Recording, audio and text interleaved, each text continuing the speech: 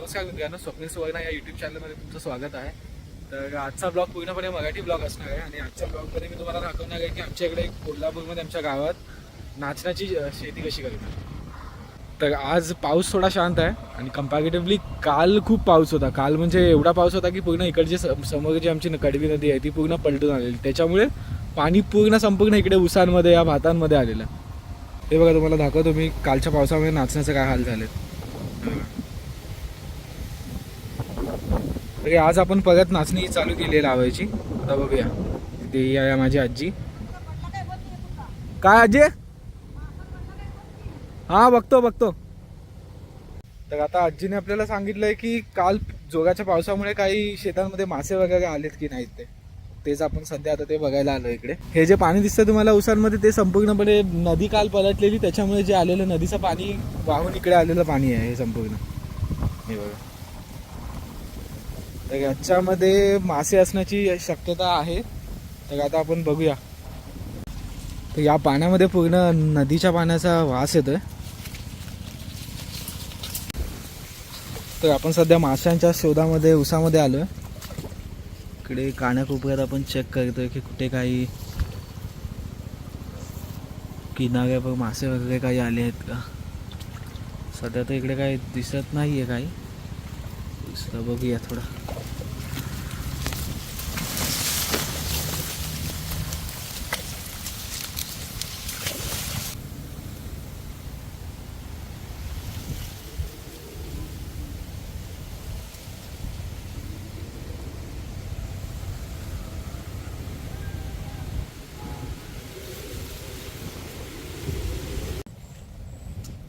तर इकडे मासे तर आपल्याला काही भेटले नाही. बघूया परत आपण वळूया आता शेताकडे.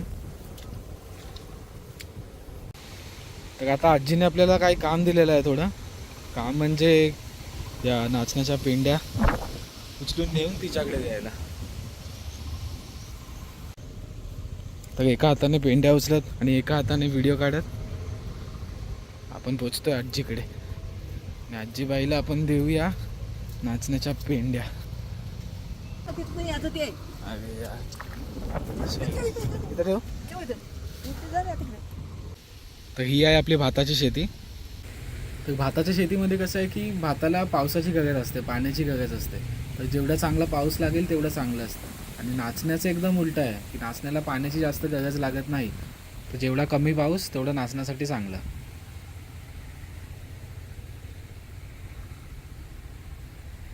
पाऊस पण आला. आता आपण निघूया आपल्या वाड्याकडे.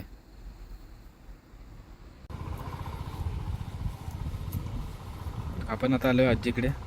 आजी नाचणं उपटते आणि दाखवतो जवळून कसं हे करतात ते. हे बघा, असं गवत उपटलं जातं नाचण्याचं आणि मग त्याला बांधतात. आता आजी तुम्हाला बांधून दाखवेल कसं बांधतात ते. तर असं गवत बांधलं जातं आणि मग त्याला खचून गाठ मारून ठेवतात.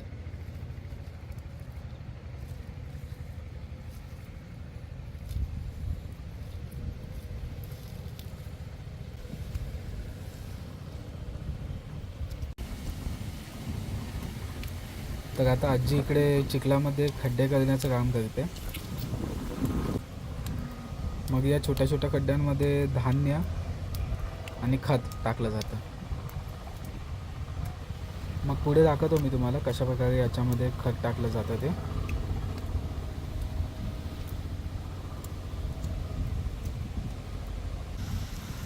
तर अशा प्रकारे या चिखलांमध्ये केलेल्या छोट्या छोट्या खड्ड्यांमध्ये खत टाकलं जातं. बघा, तुम्हाला जवळून दाखवतो खत कसं असतं ते. थोडी ब्राईटनेस वाढवतो. हे बघा, असं दिसतं खत. तर आता खत टाकून झालंय आणि आजीने सुरुवात केली नाचणं लावायला. तर बघा, मी तुम्हाला दाखवतो जवळून.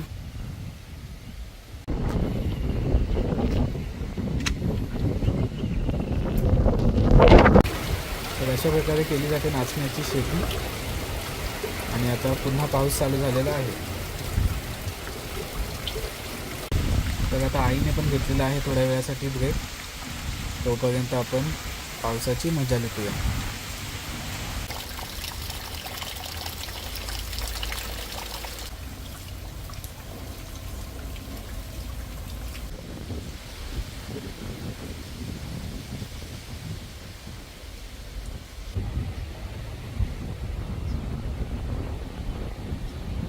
हम्म.